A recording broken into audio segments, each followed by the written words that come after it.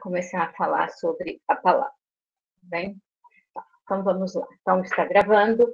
Então, o texto de hoje, tá, é um texto chamado A Palavra, extraído de um conjunto de textos chamado A Caminho da Linguagem, do Martin Heidegger, que vocês sabem, um filósofo alemão, né? Alguns de vocês, se não todos, conhecem algumas referências à biografia dele e do compartilhamento de ideias do regime nazista alemão, tá? Um certo ostracismo no qual ele foi colocado depois, no final da Segunda Guerra Mundial, a reabilitação, especialmente por parte da grande filósofa Hannah Arendt. Ela tem um contributo enorme na reabilitação da obra do Heidegger depois da Segunda Guerra Mundial, em face de como ele passou a ser visto. Tá? Então, alguns de vocês já devem ter lido textos, vou chamar aqui vulgarmente, tá? Filosóficos do Heidegger, tá? Especialmente aqueles que são orientandos ou passaram pelas disciplinas da professora Ângela Guida, essa primeira disciplina, essa primeira parte desta disciplina, e disciplinas que a professora Ângela ministrou no semestre passado, nos semestres passados, tá? Eu prestigiei este texto, chamado A Palavra, por conta da verve de grande interpretador de poesia do Heidegger. Ele, o ano passado, vocês não participavam da disciplina, é lógico, mas eu trabalhei com outro texto do Heidegger chamado A Linguagem, no qual ele também nos proporcionava uma grande interpretação de poema, tá? E era um poema também do mesmo Stefan Georg, que é autor do poema em questão aqui, que tem por título também A Palavra.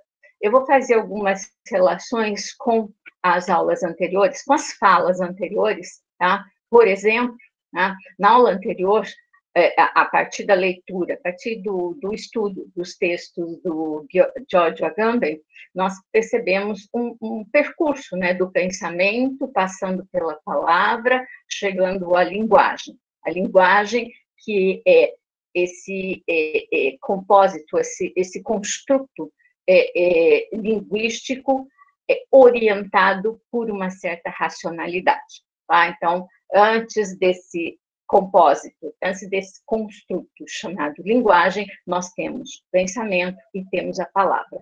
E, neste texto do Heidegger, ele vai fazer a análise, ele vai fazer a interpretação de um poema para discutir a questão da palavra. Tá?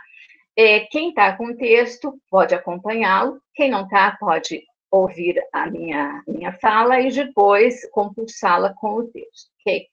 Na primeira página do texto, tá, nós temos o seguinte, tá? Eu vou pular para o segundo parágrafo, depois da citação.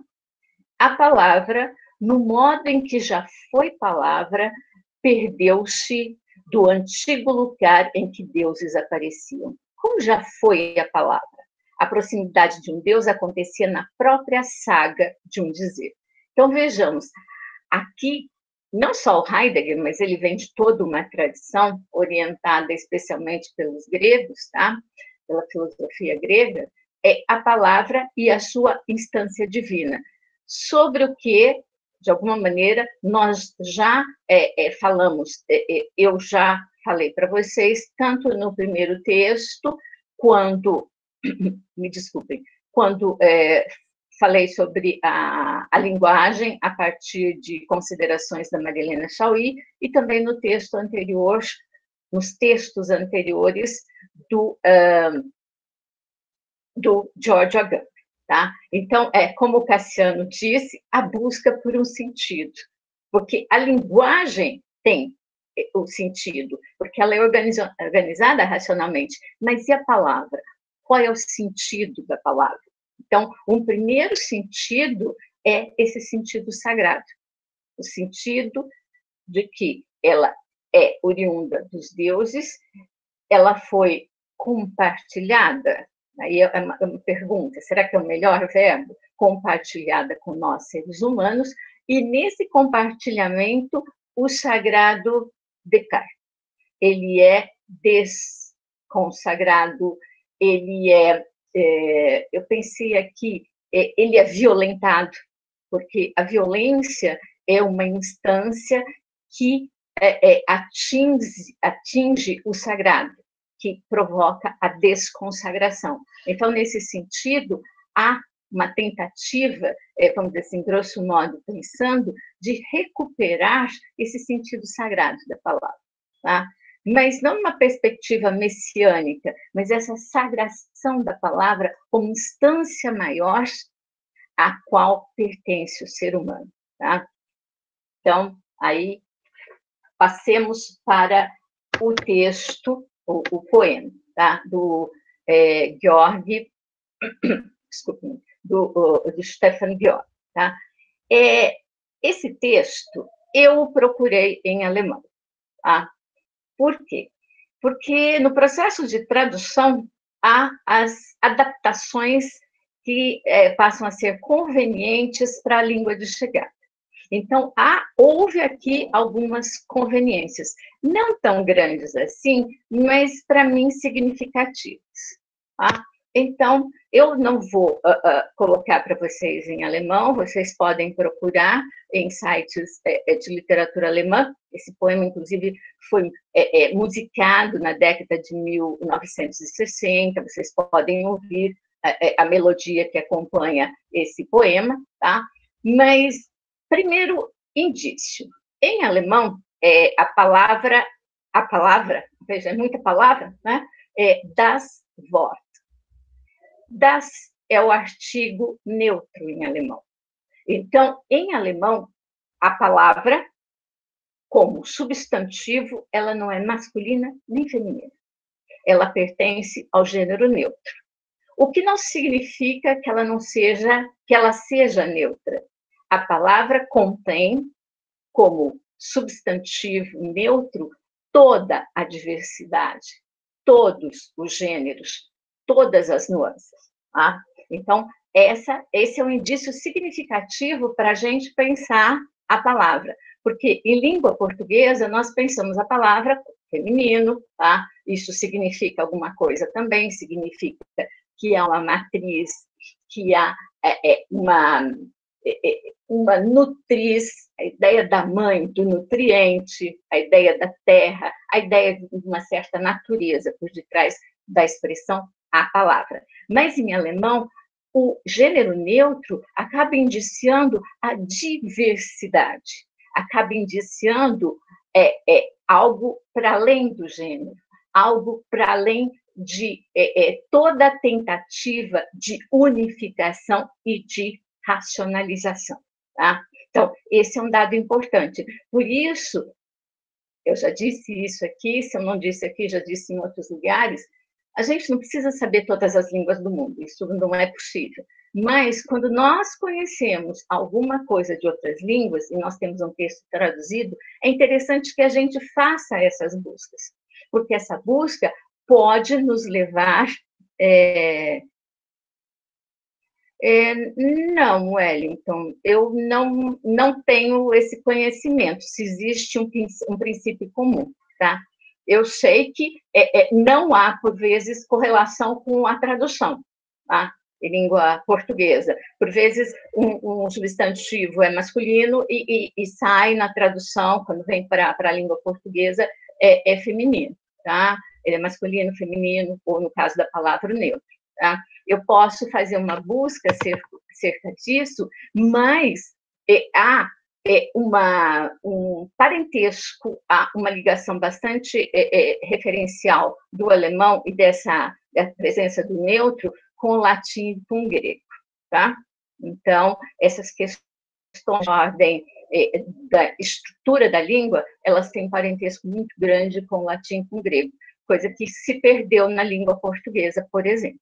Tá? Isso é interessante, é um estudo de base filológica que muito provavelmente existe em alemão, tá? Mas que eu, infelizmente, desconheço, mas a gente pode questionar. Uma boa pergunta, obrigada. Então, a primeira questão, tá? a palavra, então, das Wort.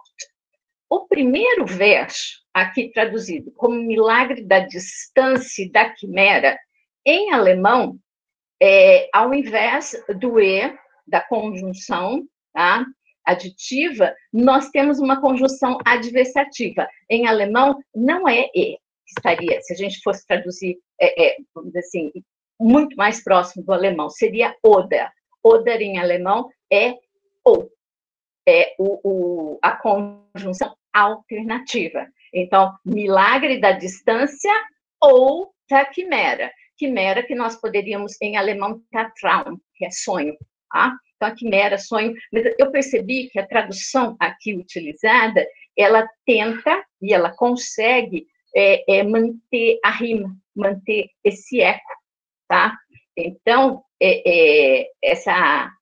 esse eco, essa rima é garantida na tradução em língua portuguesa. Então, é uma tradução, e isso também em outros textos interpretados pelo Heidegger aqui, são traduções que servem ao objetivo do tradutor e dá algumas situações de análise. Tá? Então, por isso que eu estou fazendo referência a elas.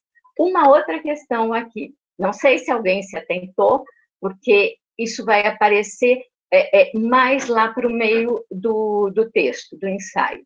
No segundo dístico, na dureza até a cinzenta norna. Se alguém teve a curiosidade de procurar o que é norna no dicionário de língua portuguesa, não vai achar, tá? Então, norna, tá? Como o Gabriel disse antes e agora o Lindomar põe agora, a tradução é uma traição consentida, uma traição que tem um sentido que precisa, tá? Você encontrou morna, né, Gon? Mas norna. Então, vejam lá. Em alemão, se vocês procurarem o texto em alemão, alguns sites, eles vão colocar um rodapé e explicar o que é die Nornen, tá? Tem a ver com mitologia, isso mesmo, Meli. Nornen, elas são as moiras da mitologia nórdica. Quem eram as moiras? Dentro da tradição grega, as moiras são seres mitológicos femininos responsáveis pelo destino. Então, vejam, as Nornen, eu estou falando já as Nornen, porque em alemão é die Nornen. Die Nornen é o artigo feminino ou é o artigo plural, tá? Então, vejam, na natureza até a cinzenta norna, até uma norna, tá? E é interessante que o tradutor aqui da língua portuguesa, ele poderia ter colocado uma nota de rodapé, porque norna não é dicionarizado em língua portuguesa. Alguns de nós vamos pensar, eu só pensei em Nornen por conta da busca em alemão, e por conta de ter encontrado em uma desses sites de literatura alemã, um rodapé indicando o que é Nornen. Tá? Então, vejam que esse é um trabalho que, quando a gente está trabalhando com língua estrangeira, tá? Quando a gente está trabalhando com textos em língua estrangeira, é interessante que nós tenhamos acesso à língua estrangeira, ou pelo menos tentemos nos aproximar para verificar quais foram as adaptações, quais foram as traições cometidas com o texto, não é contra o texto, a fim de adaptar. Tá? Então, eu reconheci pelo menos essas três referências, referências das Wort, o Oder, o tá? E as normas. Tá? É interessante que eu resolvi dialogar este texto do Heidegger, não, desculpem, do Stefan Georg, com um poema de língua portuguesa da literatura brasileira. Tá? Alguns de vocês devem ter se lembrado da busca pela palavra do Drummond. Eu achei quimera, nesse caso, Cid, essa mistura, em alemão, é Traum. Tá? Traum, em alemão, ele não é só o sonho, ele é todo esse espaço onírico, E o espaço onírico também coloca em cena o pesadelo. Então, vejam, a quimera também pode ser, de alguma maneira, essa referência a um monstro mitológico, esse ser mitológico caracterizado como um monstro, mas o que a gente tem que abranger aí, Cid, é a questão desse espaço onírico, em que tanto as coisas benfazejas quanto aquelas malfazejas acontecem. Tá? Então, voltando às minhas falas. Eu resolvi dialogar o texto analisado pelo Heidegger com um texto da tradição da literatura brasileira, também do Carlos Drummond de Andrade. Eu não sei se vocês conhecem, tá? Chama-se A Palavra Mágica. Tá? Um texto relativamente curto, vocês podem encontrar em sites de literatura brasileira, tá? E eu vou lê-lo para vocês, tá? Depois vocês buscam. Chama-se A Palavra Mágica, do Carlos Drummond de Andrade. Ele é relativamente curto, tá? Certa palavra dorme na sombra de um livro raro. Como desencantá-la? É a senha da vida, a senha do mundo. Vou procurá-la. Vou procurá-la a vida inteira no mundo todo. Se tardo encontro, se não a encontro, não desanimo, procuro sempre. Procuro sempre e minha procura ficará sendo minha palavra. Então, esse é o texto do Drummond. São 3 estrofes, ele é bem curtinho, e além da palavra, da expressão palavra, que vai aparecer em todo o texto, me chamou a atenção que o verso final de uma estrofe dá início à estrofe seguinte. Então, o verso final da primeira estrofe é vou procurá-la. O verso inicial da estrofe seguinte, vou procurá-la a vida inteira.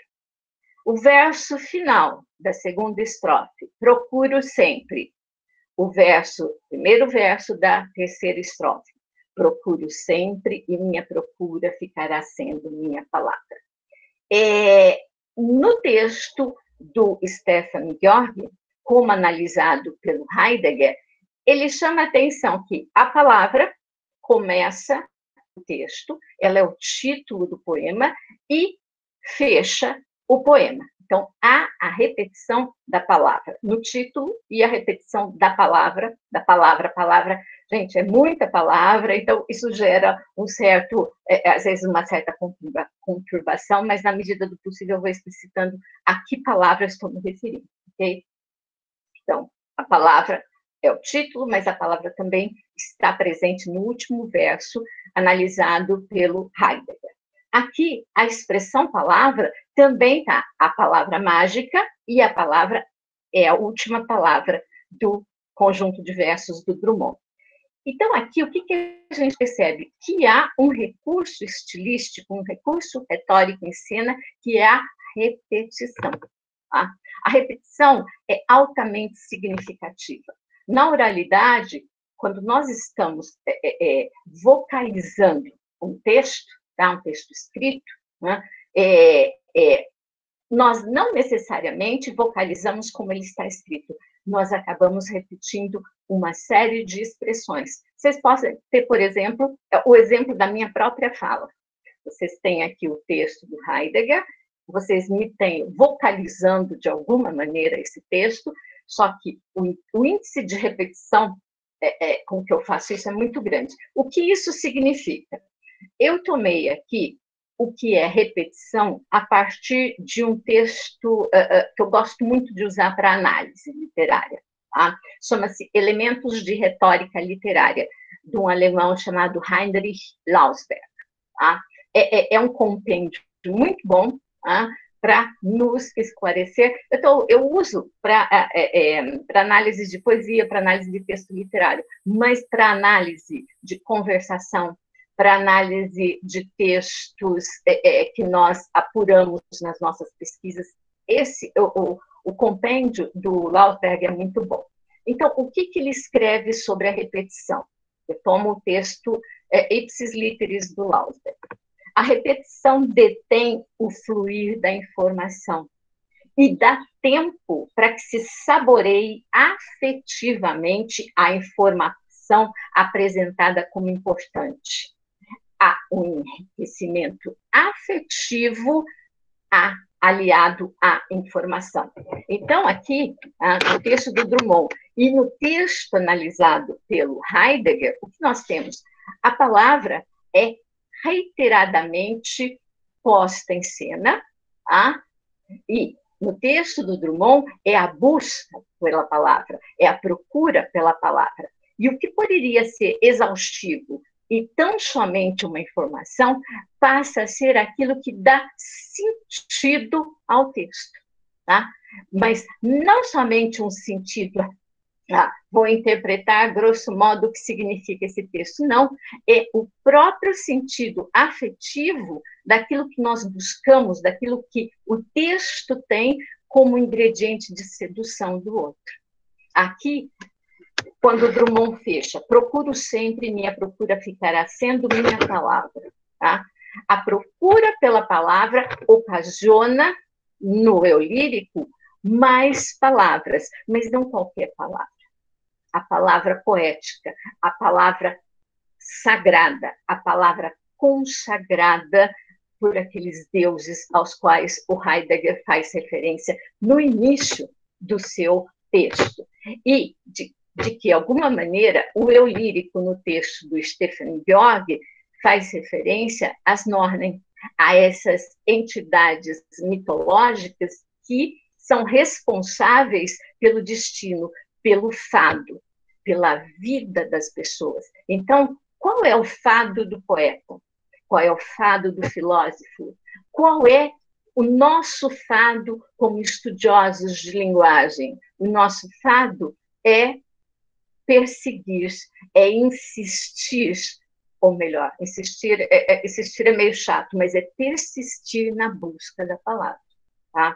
Na busca da medida exata. Nós nunca vamos encontrar essa medida exata, tá? Mas o buscar, o percurso é significativo, tá? Então vejam que a repetição não é só uma insistência na informação, especialmente quando se trata de um texto literário, um texto poético como esse, ou uma imagem artística, tá? Então, aquele elemento que se repete é o elemento que nós devemos persistir na busca dele, tá? E carregá-lo de uma certa afetividade. Então, busquem esse poema do Drummond, que vocês vão perceber essa relação da questão da palavra com o texto do Stefan Georg e a análise proposta pelo Heidegger. Aqui, inserindo uma nova digressão, tá? Quando eu pedi que vocês devem ter visto o rol de exercícios para esta parte da disciplina, quando eu pedi que vocês analisassem aquele poema, aquele breve poema, tá? Vocês devem ter percebido, quem leu o que eu pedi, o que eu solicitei, que é um texto que também fala da palavra. Tá? Então, quando eu propus aquele exercício, eu estou, de alguma maneira, e até de modo muito explícito, mas agora eu estou falando, tá? Eu estou pensando que a orientação de leitura, a orientação analítica é o texto do Heidegger, tá? É lógico, são textos bastante diferentes, o texto do Stefan Georg, o texto que eu coloquei lá para análise, mas vocês podem também pensar agora, tá?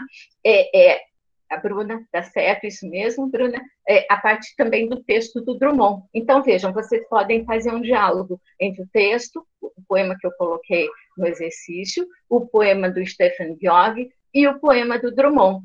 E tudo isso perpassado pela análise do Heidegger e pelas considerações das aulas anteriores e também da aula que vem, que eu vou falar sobre a questão da análise retórica.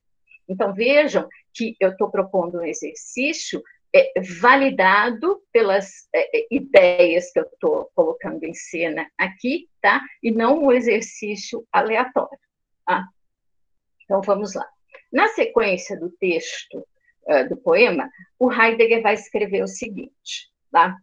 É grande a tentação de transformar o último verso no seguinte enunciado: nenhuma coisa existe onde falta a palavra. Onde falta alguma coisa, há interrupção, ruptura, rompimento. Interromper uma coisa é retirar dela alguma coisa e deixá-la falhar. Faltar significa falhar. Onde a palavra falha, não há coisa. A palavra disponível é o que confere ser a coisa. Aí eu faço uma pergunta. Será que onde a palavra falha, não há coisa? Ou será que nós, seres humanos, quando organizamos os nossos institutos linguísticos, tá? Nós não procuramos suprir essas falhas, essas ausências, esses vazios. E por vezes não, quase sempre, tá? Nós não conseguimos suprir essas ausências. Por isso, pensando na proposição do Jacobson, tá? Há ruído na comunicação. Há aqueles espaços intervalares em que, por mais ou por melhor, vamos dizer assim, melhor que eu consiga juntar algumas expressões e arredondá-las, segundo uma proposição de linguagem, eu não consigo dizer o que de fato eu queria dizer, tá? Então, a questão é que nós temos uma carência de palavras para dizer essas coisas, tá? E essa busca incessante pela palavra, tá? Sim, Ana Paula, o silêncio significa alguma coisa. Por vezes, e eu tenho notado isso, mais do que se eu estivesse na aula presencial. Quando eu estou fazendo essa fala com vocês, ou com os alunos de graduação, tá? Há momentos em que me faltam algumas palavras. Porque eu gostaria de achar a palavra exata, a palavra que preenchesse com qualidade de sentido aquele lugar. Mas eu imagino que vocês, e eu também, como estudiosos de linguagem, nós preenchemos esses vazios. Corretamente ou incorretamente, eu não sei se isso é importante. O importante é preencher o vazio. Só que, na condição de professores, o inenarrável é da ordem do sentimento, apenas sentir, isso mesmo. Como eu disse anteriormente, né, Cid, quando eu mostrei a imagem, né, da Michelle Pfeiffer no filme, né, você olha, o que você vai falar sobre aquilo? É bonito. Gente, dizer que aquilo é bonito, pelo menos a minha perspectiva, é muito pouco. É dizer muito pouco do que aquilo significa. Tá? Mas a gente tenta, né, Cid? A gente vai tentando e, por vezes, em alguns lugares, a gente tem que conseguir ser o mais próximo possível. Por exemplo, num texto científico, como aqueles com os quais vocês estão se digladiando, e eu também. Tá? Uma outra questão que o Heidegger estabelece, isso já na página 175, que para mim é muito importante, no parágrafo que começa, perguntas e mais perguntas. Na quarta linha, a estrofe final fala, sem dúvida, de maneira bem mais opressiva. Ela nos pressiona para a inquietação do pensamento. É a partir dessa estrofe que escutamos o que, de acordo com o título, constitui o sentido poético de todo o poema, a palavra. Aqui, dois verbos utilizados na tradução. Eu não li o texto do Heidegger, eu procurei o poema em alemão, mas não procurei o texto do Heidegger em alemão. Mas vamos, então, estudar com a tradução em língua portuguesa. A estrofe final fala, e nós escutamos. É interessante como, se vocês já viram de outros textos do Heidegger, inclusive com a professora Ângela Guida, tá? Ele insiste na escuta, ele insiste na fala. Tá? Ele insiste, eu diria, quando nós estamos diante de um texto escrito, na vocalização desse texto. Como é importante que nós vocalizemos o texto poético, especialmente. Porque a leitura de poesia, inclusive isso já deu título a livros, a dissertações, a ensaios, tá? A artigos científicos, a leitura de poesia é importante. Não sei, vocês, vamos partir da nossa própria experiência como leitores de poesia. Um texto em prosa, um conto, um romance, uma crônica, nós podemos ler silenciosamente, tá? E em sala de aula também, a gente pode pedir trechos de leitura silenciosa para os nossos alunos. Mas o texto poético, a poesia, os poemas, tá? Essa materialização da poesia, tá? Eles têm que ser lidos em voz alta, eles precisam ser vocalizados, tá? Isso acontece também, por exemplo, com textos como os do Guimarães Rosa, que por vezes, quando você lê um romance como O Grande Sertão Veredas, por vezes você dá umas paradas, porque a intelecção dá uma freada, mas a experiência da leitura dos textos do Guimarães Rosa em voz alta é outra coisa. Eles passam a dizer alguma coisa para a gente, porque nós passamos a escutar. Então, vejam, para o Heidegger é importante, a linguagem escrita é importante, mas mais importante que isso é a vocalização da palavra escrita. Porque isso, de alguma maneira, nos remete àquela sagração, àquela consagração da palavra quando ela estava ao lado dos deuses, de Deus, dessas instâncias divinais. A palavra não era escrita nesse momento, a palavra era dita, a palavra era proferida. Por isso vocês notarão, com a expressividade do corpo, porque é também uma questão de eloquência.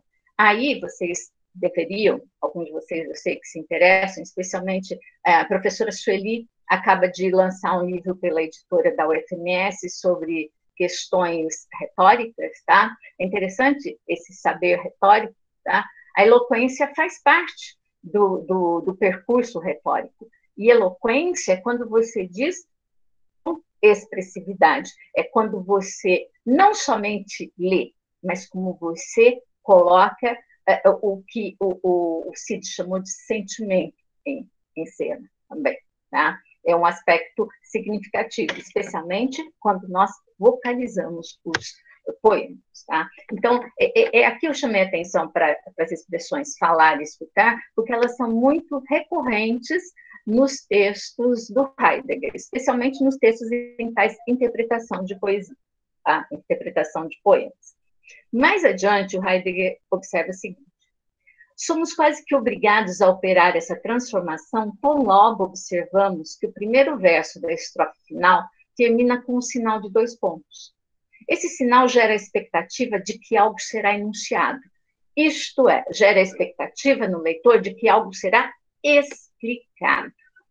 Quando aqui a tradução trabalha com enunciado, tá? E a gente sabe o que é enunciado dentro das perspectivas linguísticas, semióticas e também da teoria literária, tá? O enunciado é uma composição que racionaliza, que explicita, que explica alguma coisa. Só que no texto poético, esse enunciado não necessariamente explica alguma coisa, porque ele está dentro de um texto poético, e a funcionalidade dele é outra.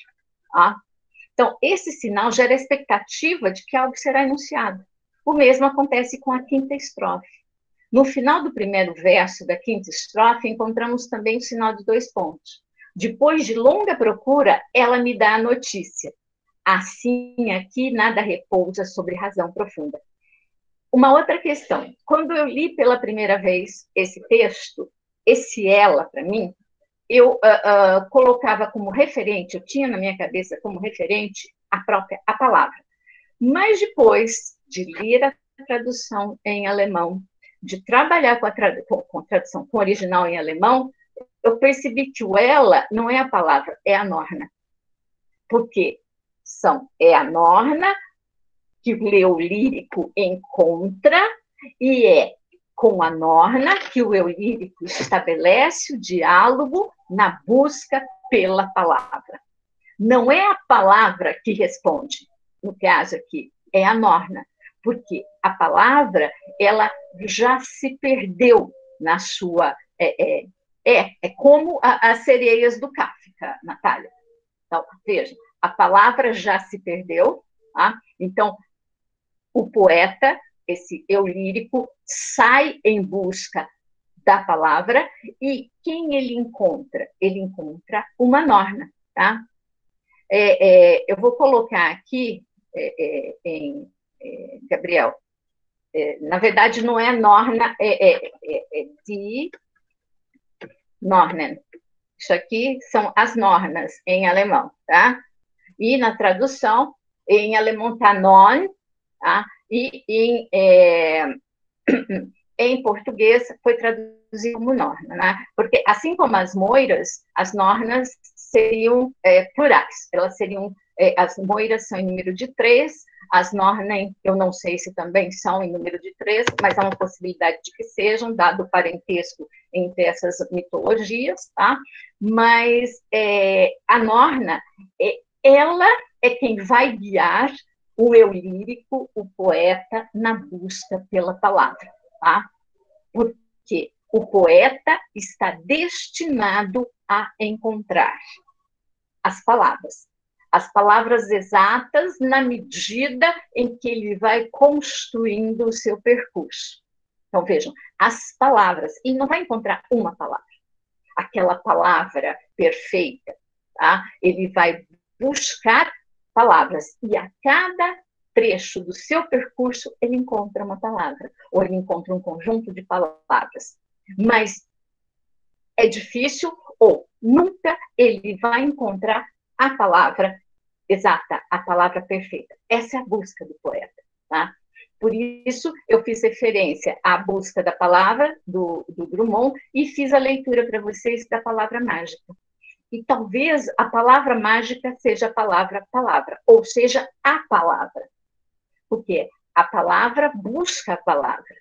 E ela vai buscando e vai encontrando, não uma, mas uma série de, que vão preenchendo as várias lacunas que a linguagem, ainda que se queira como estrutura racional, ainda que se construa por uma lógica estrutural linguística, ela é imperfeita. Então, como Agon escreveu, a palavra é a essência da palavra, é a essência da busca da palavra, é aquilo que nós buscamos o tempo todo. Tá? E essa imperfeição, e a imperfeição das interpretações que nós sugerimos. Vejam, o Heidegger faz uma interpretação brilhante desse texto, mas a partir do momento em que eu estou lendo o Heidegger em outra língua, nós estamos lendo em português, nós vamos percebendo que talvez algumas questões de tradução foram adaptadas para o português. Tá? Então, não vou novamente insistir, mas de alguma maneira, eu não vou, mas acabo insistindo de alguma maneira, não é? No conhecimento que a gente teria que ter do texto originário. Mas a literatura comparada veio para isso mesmo, para tentar resolver essas falhas também, e essas ausências. Tá? Então, vejam, a questão eu queria também que vocês prestassem atenção como o Heidegger ele valoriza o texto não só enquanto espaço de um determinado conteúdo disseminado, mas como ele analisa a pontuação, como ele prestigia as palavras, como ele prestigia a relação as relações que essas palavras têm entre si. Tá? Então, vejam que isso é significativo. Para a gente fazer a análise de texto, e aqui eu estou pensando não só em texto literário, de qualquer estrutura textual, a gente precisa pensar, a gente precisa prestigiar também como essa estrutura é composta do ponto de vista da pontuação, dos tempos verbais, o que vocês vão ver mais à frente, que ele vai falar do tempo verbal, que um determinado momento, tá? Os tempos verbais prestigiam o passado, tempo passado como tempo verbal. Depois passam para o presente, e isso acontece também em alemão, porque eu averiguei. Tá? Então, essa mudança de passado para presente também é significativa, tá?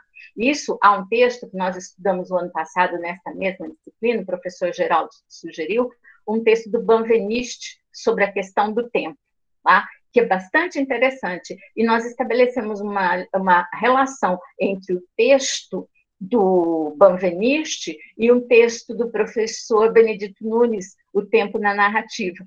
Tá?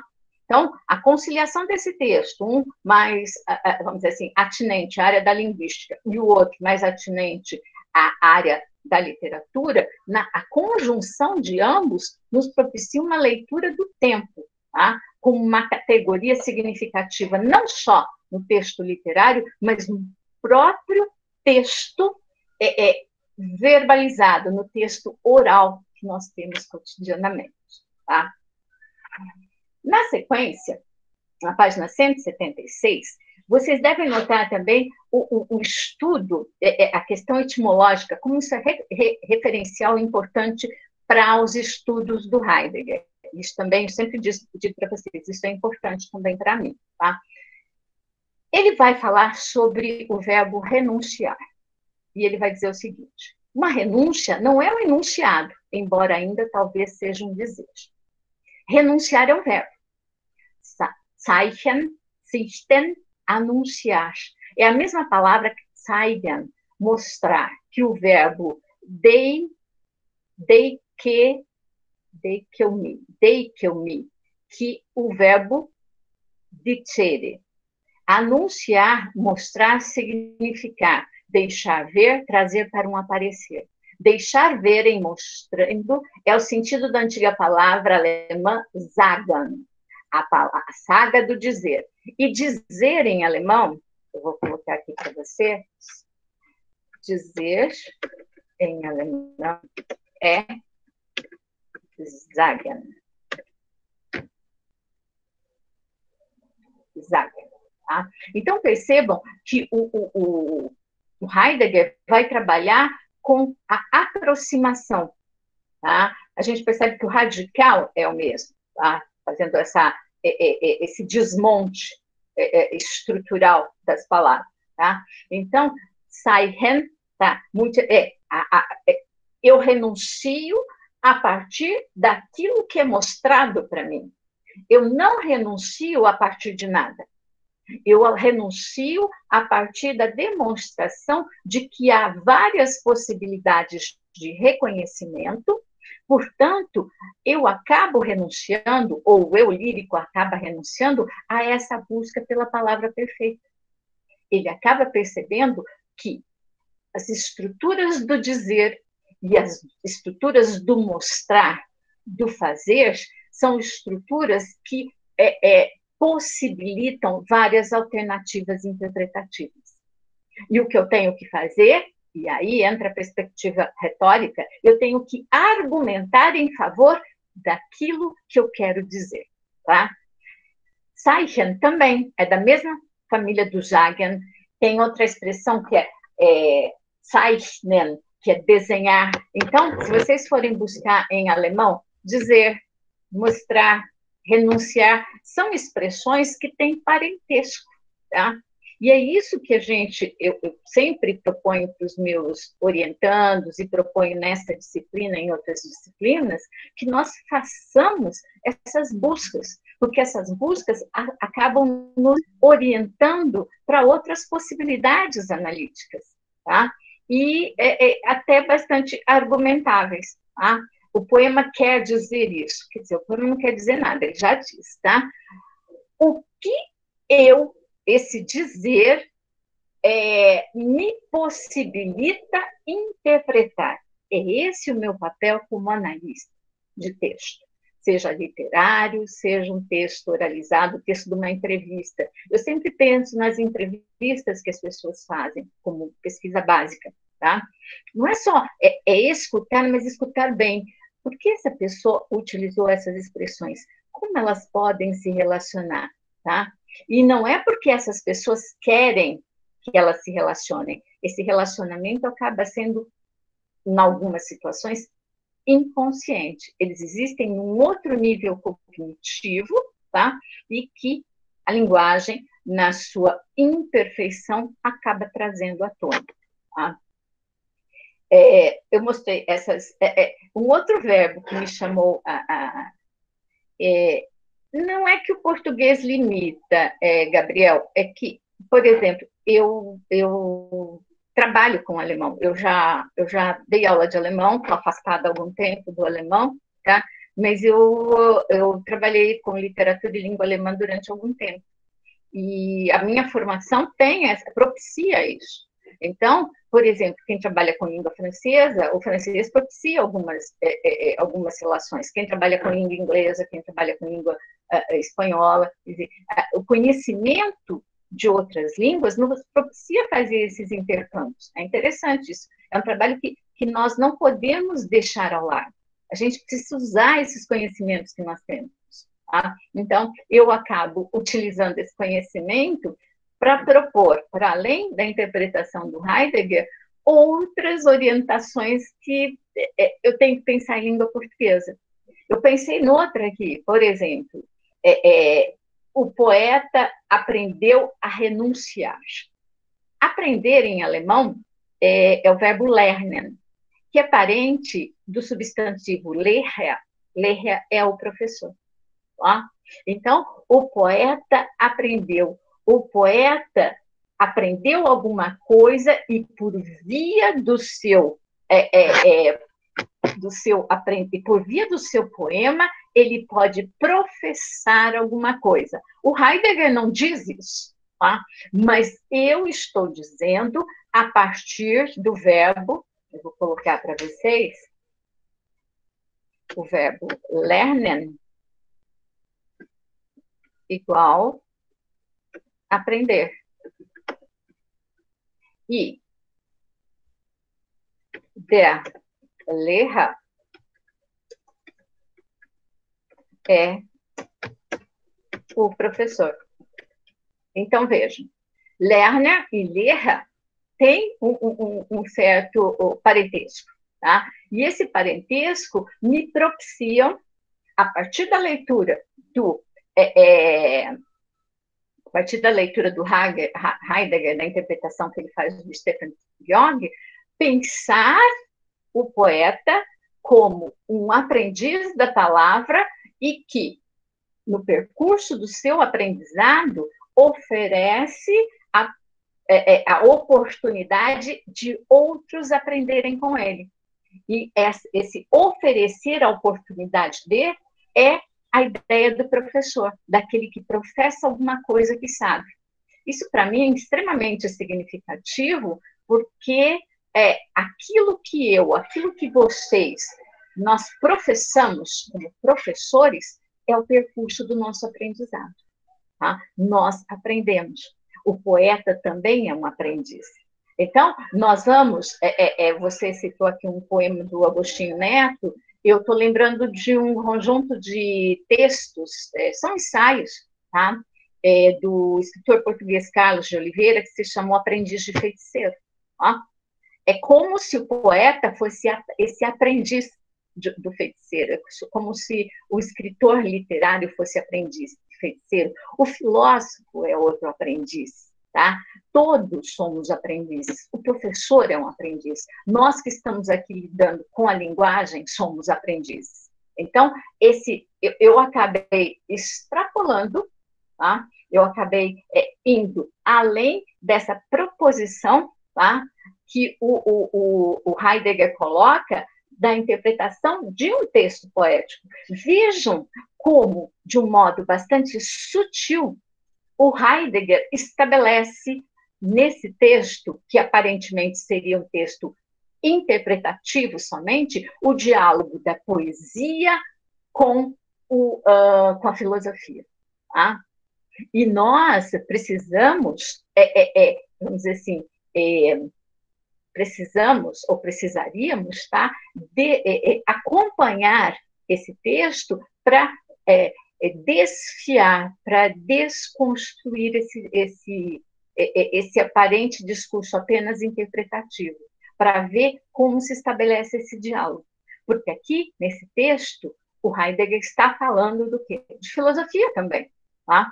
Então, ele retoma aquele antigo diálogo entre filosofia e poesia que teria havido na tradição clássica. Teria havido, tá? Que a gente não sabe de fato se é. Tá? Então, a Lindomar e Gabriel falando aqui sobre as relações de parentesco entre o inglês e o alemão, o learn. Tá? Agora, como é professor em inglês, tá? Teacher, aí já em alemão a gente pode fazer algumas relações. Então, vejam, isso muda de língua para língua. Eu propus o exemplo da língua alemã, porque nós estamos aqui com um poema em alemão, nós estamos com um intérprete alemão desse nicho poético. Tá? Outra questão sobre a qual o Heidegger vai falar muito aqui nesse seu texto é sobre a travessia. Na página 177, ele faz uma pergunta. Qual a travessia feita pelo poeta para chegar a essa renúncia? Por que terras conduzem as travessias de seus viajantes? Como o poeta atravessou a experiência da renúncia? Vejam, são outras duas expressões que aparecem, outros dois conceitos que aparecem frequentemente nesse texto. Travessia e experiência. Sobre a travessia, eu pensei muito, é óbvio, no Benjamin, tá? Nas passagens, tá? Mas eu resolvi trazer aqui um outro texto poético para dialogar, um poema para dialogar com o texto do Heidegger. Tá? Eu selecionei um texto do Wilson Bueno, do conjunto de poemas chamado Pequeno Tratado de Brinquedos. Tá? No Pequeno Tratado de Brinquedos, que é um conjunto de... são tancas, que é quem... aqui, o André, se estiver me assistindo, talvez o André, que tem ascendência japonesa, conheça o tanka. É um poema, é um conjunto de poemas de origem japonesa, tá? E que teria uma equivalência, se a gente pensar em língua portuguesa, às trovas.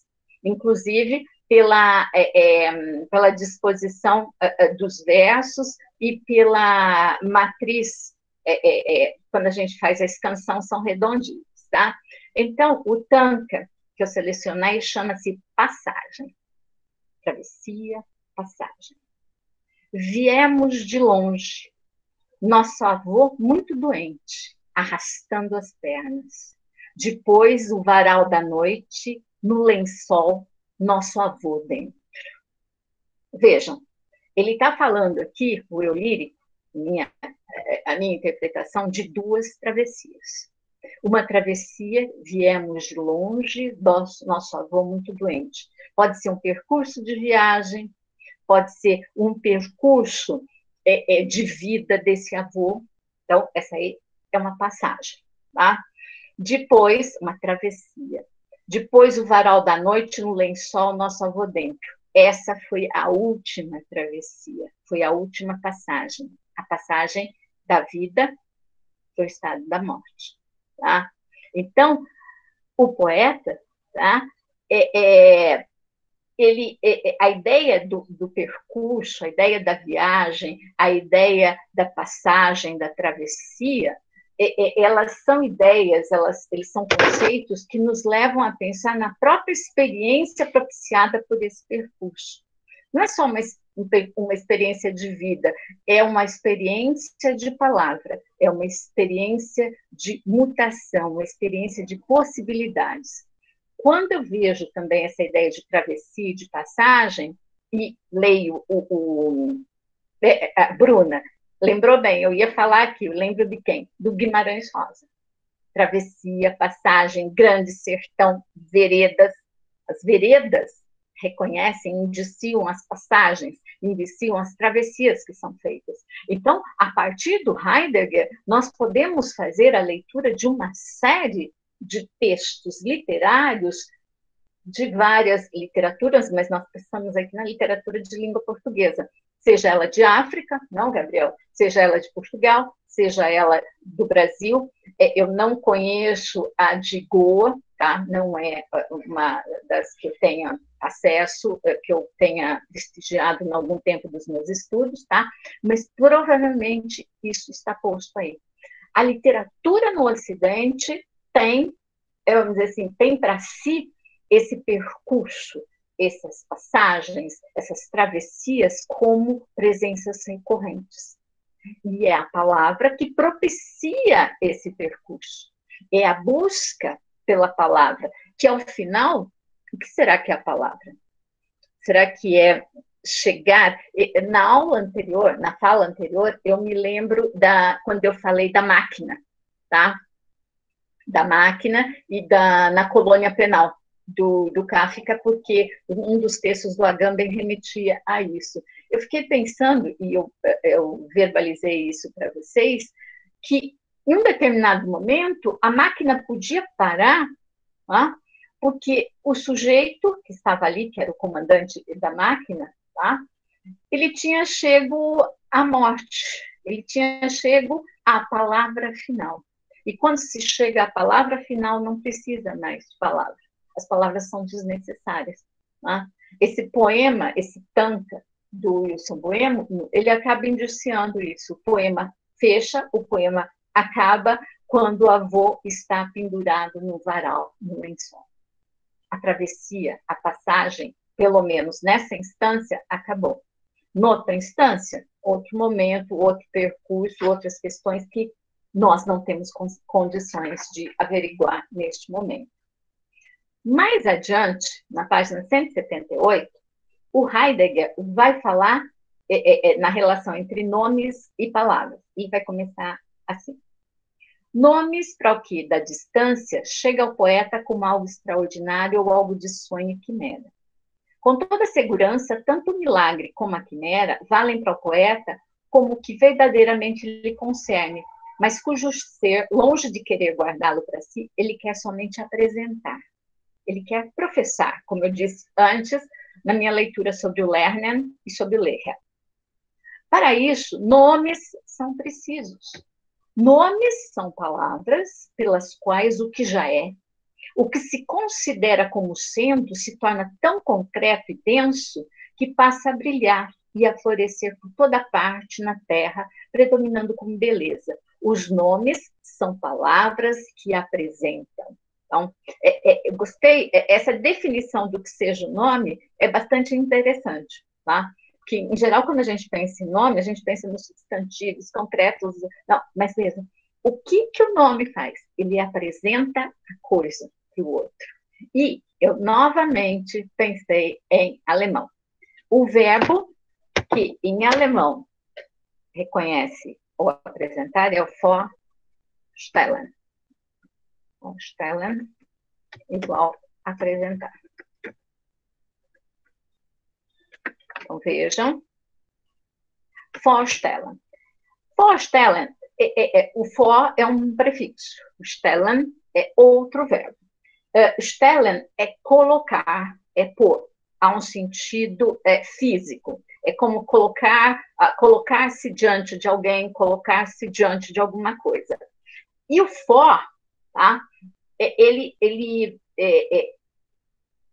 coloca, ele apresenta, ele coloca o homem diante dessa coisa, tá? Então, o que é o nome?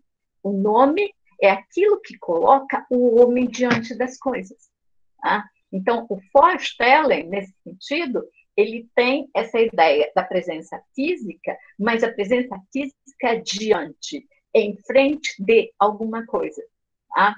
E que seria, eu penso, semelhante ao nosso representar. Eu não fiz essa busca do representar, eu não pensei, estou pensando nisso agora, mas apresentar e representar, é isso que a palavra faz. Ela nos apresenta as coisas.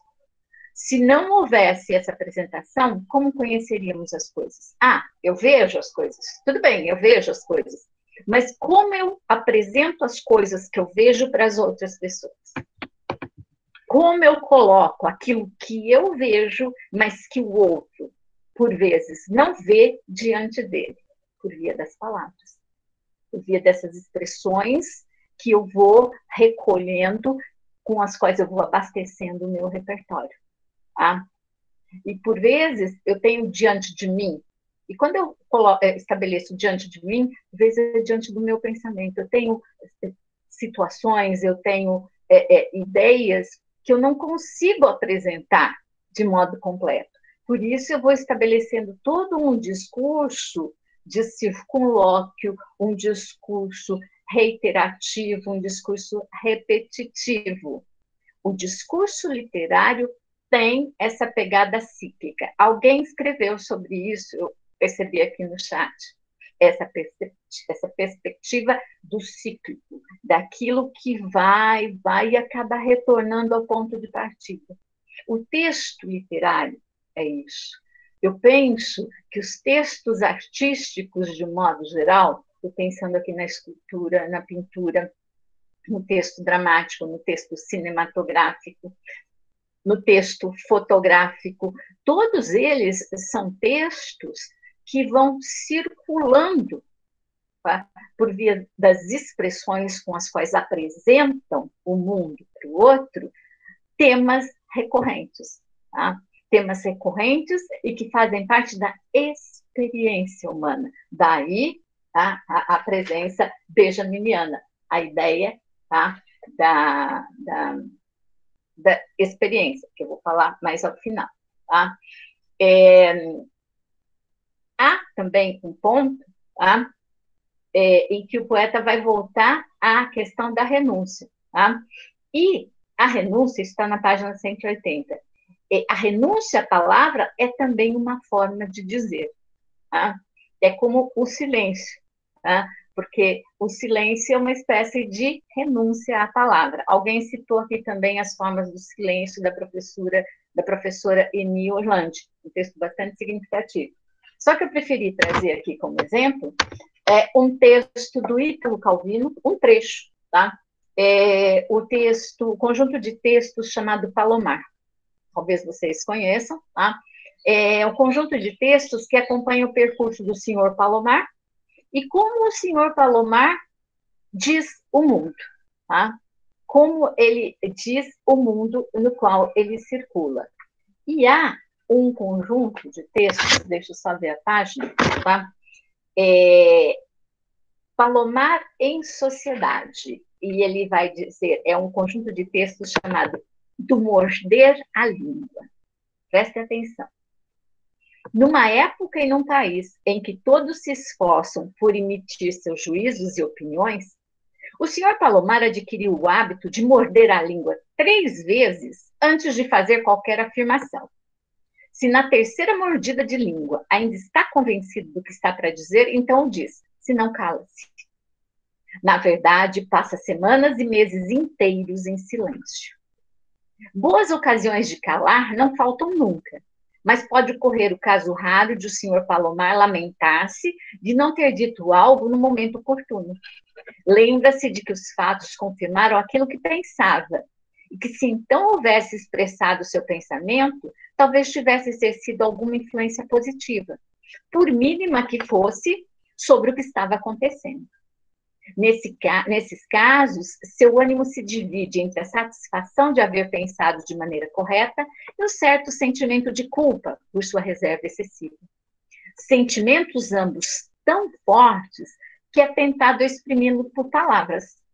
Mas depois de haver mordido a língua 3 vezes, e até mesmo 6, se convence de que não há aí nenhum motivo de orgulho ou de remorso. Pensar de maneira correta não é um mérito. Estatisticamente, é quase inevitável que entre as muitas ideias estouvadas, confusas ou banais que nos vêm à mente, alguma possa ser clara ou de fato genial. E assim como ocorreu a ele, pode ocorrer também a alguma outra pessoa. Tá? Eu pulo alguns trechos para chegar ao final. Na verdade, mesmo o silêncio pode ser considerado um discurso, enquanto refutação ao uso que os outros fazem da palavra. Mas o sentido desse silêncio-discurso está nas suas interrupções, ou seja, naquilo que de tanto em tanto se diz e que dá um sentido àquilo que se cala. Veja, a proposição do Heidegger das rupturas, das lacunas, da falha, e a perspectiva da renúncia. Tá? renunciar a dizer tudo, renunciar a propor um enunciado totalmente racional, mesmo porque esse enunciado totalmente racional não existe. Ou melhor, voltando ao Palomar, um silêncio pode servir para excluir certas palavras, ou mesmo mantê-las de reserva para serem usadas numa ocasião melhor.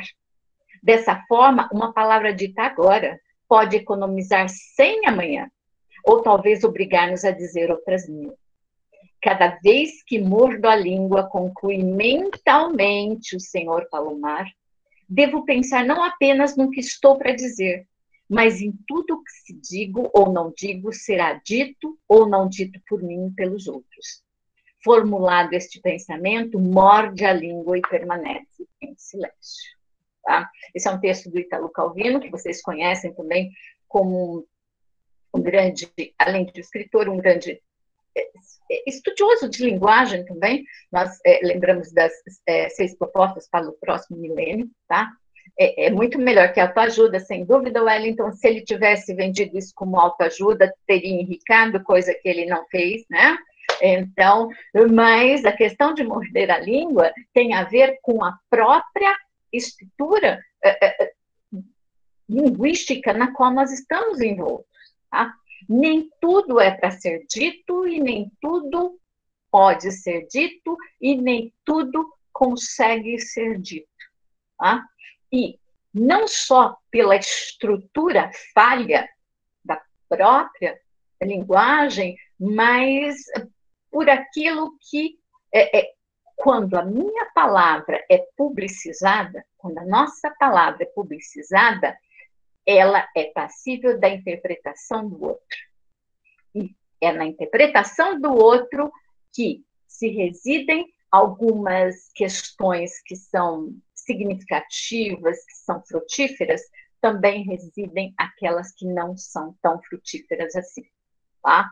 Então, vejam como a gente lida com um lugar perigoso, tá? Eu estou lembrando aqui das lendas do rei Arthur. Estou trabalhando com os alunos de graduação, acabei trabalhando, tá? Com o Amadis de Gaula, né?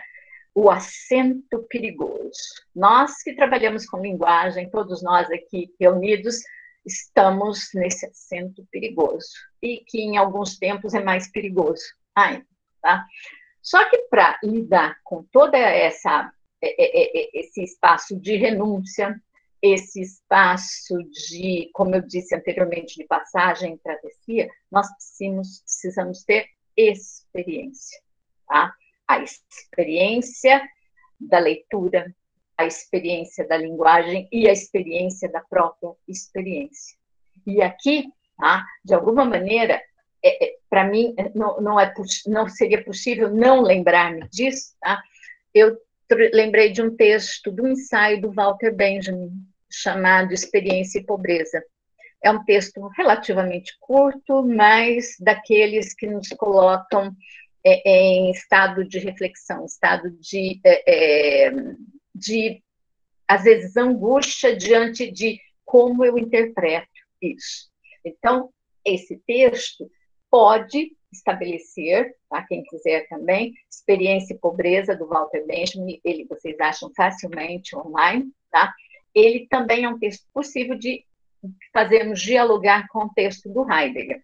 Eu vou ler um trecho do Experiência e Pobreza para vocês, tá? A Francine está lembrando do texto do Herman Melville, tá? Do Herman Melville, tá? Deixa eu pegar aqui, tá?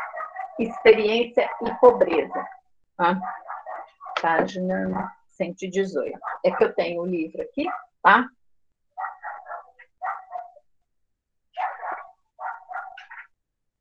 Há um trecho, é o trecho final. Esse texto do Walter Benjamin foi escrito em 1933. Então, vejam como... nós estamos lendo aqui um texto do Benjamin, um texto do Heidegger, textos publicados, pensados, postos em cena há algum tempo atrás, mas como eles têm a nos dizer tanta coisa ainda hoje. No Pobreza e Experiência. Pobreza de experiência. Não se deve imaginar que os homens aspirem a novas experiências. Não, eles aspiram a libertar-se de toda experiência. Aspiram ao mundo em que possam ostentar tão pura e tão claramente sua pobreza externa e interna, que algo de decente possa resultar disso. Nem sempre eles são ignorantes ou inexperientes. Muitas vezes podemos afirmar o oposto. Eles devoraram tudo, a cultura e os homens, e ficaram saciados e exaustos. Vocês estão todos cansados. E tudo porque não concentraram todos os seus pensamentos num plano totalmente simples, mas absolutamente grandioso. Ao cansaço segue-se o sonho. E não é raro que o sonho compense a tristeza e o desânimo do dia, realizando a existência inteiramente simples e absolutamente grandiosa, que não pode ser realizada durante o dia por falta de forças. A existência do camundongo Mickey, é o Mickey Mouse do Walt Disney, tá? É um desses sonhos do homem contemporâneo.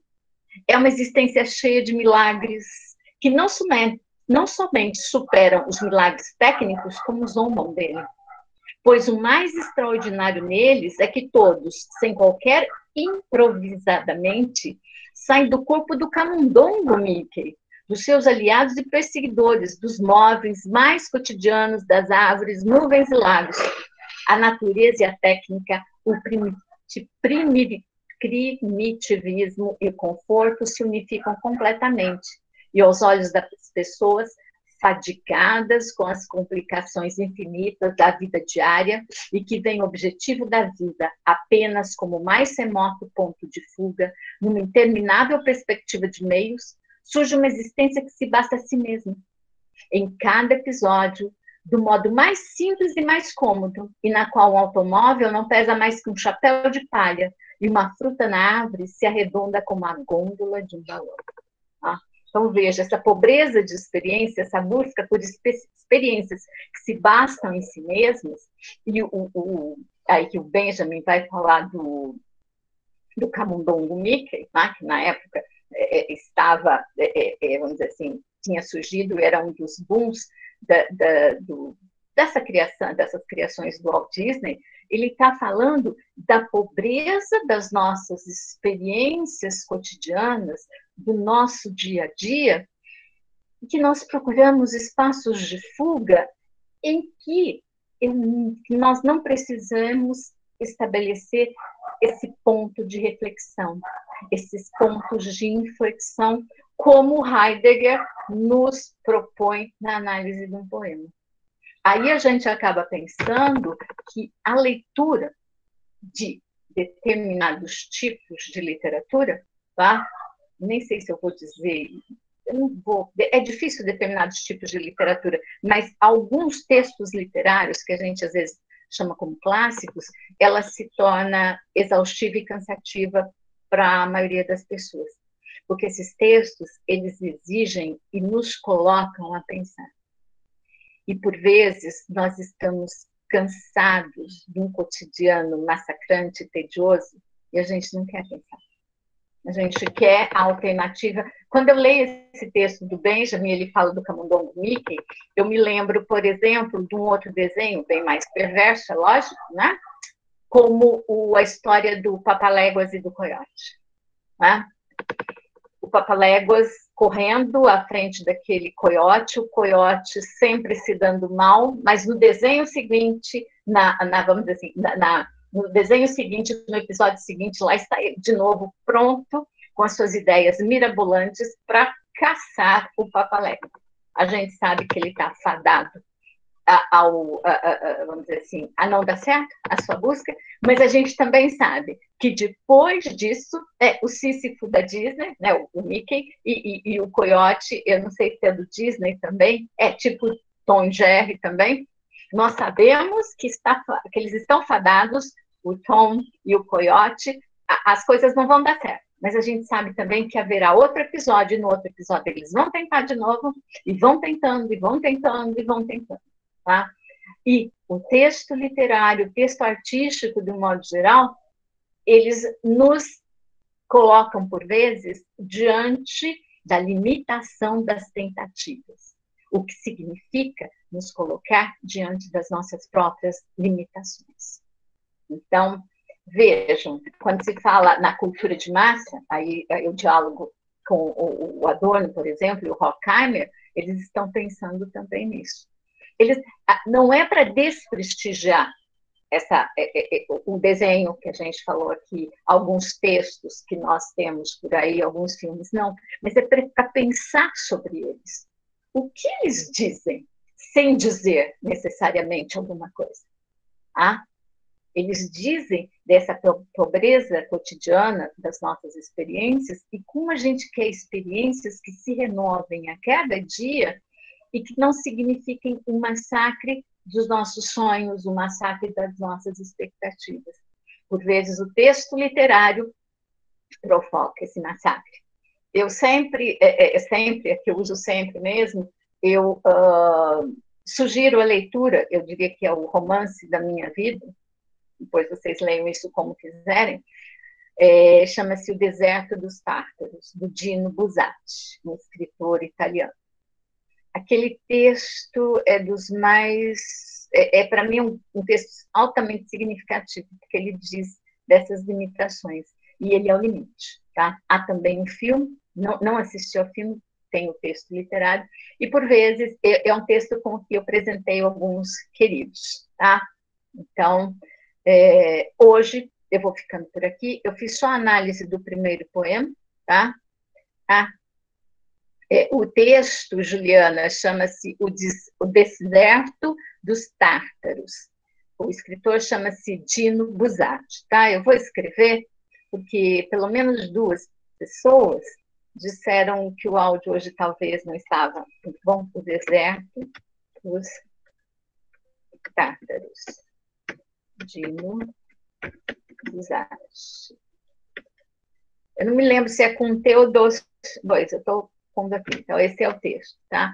Valeria a pena vocês conhecerem, tá bem? Então, por hoje, tá? Eu paro por aqui, tá? E essa aula vai estar disponível daqui a mais algum tempo, ainda hoje, meu filho coloca para mim, tá? E para a próxima aula, tenho um texto de teoria, um texto sobre retórica, também vai auxiliar na análise, tá? E eu agradeço a presença de todas e de todas, e sigamos dialogando. Agradeço ao Wellington, tá? Pela ajuda de sempre, pelos outros colegas também, tá? Pelos colegas são vocês, alunos, tá? E alunas, e sigamos, tá bem? Então, eu vou encerrar aqui, porque senão eu vou ficar me estendendo, tá? Eu agradeço muitíssimo, obrigada, beijos, e até a próxima semana.